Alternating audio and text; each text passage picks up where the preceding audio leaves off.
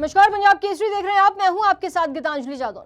राष्ट्रीय स्वयंसेवक संघ यानी कि आरएसएस के प्रमुख मोहन भागवत रविवार 5 मार्च को हरियाणा के करनाल पहुंचे। यहां उन्होंने एक कार्यक्रम के दौरान कहा कि भारत में अंग्रेजों का राज होने से पहले हमारे देश की शिक्षा व्यवस्था में 70% जनसंख्या शिक्षित थी और यहां कोई बेरोजगारी नहीं थी।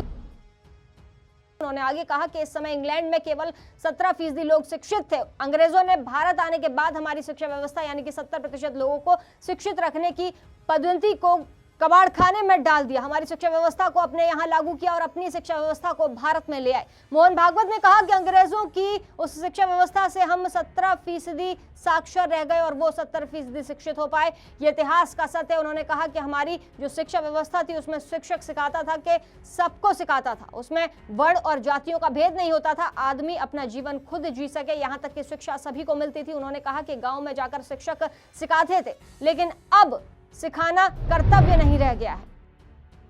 उन्होंने कहा कि आजकल हमारे देश में ऐसे हालात हो गए कि हर व्यक्ति शिक्षा और स्वास्थ्य के लिए कुछ भी करने को तैयार है, क्योंकि ये दोनों चीजें बहुत महंगी और दुर्लभ हो गई हैं। उन्होंने कहा कि आज ये दोनों चीजें व्यापार की तरह की जा रही हैं। जरूरी है कि शिक्षा और स्वास्थ्य हर एक व्यक्ति तक पहुंचे। उन्होंने कहा कि पहले ये चीजें व्यापार के तौर पर नहीं की जाती थी, लेकिन अब व्यापार के तौर पर की जा रही हैं, जो कि नहीं की जानी चाहिए।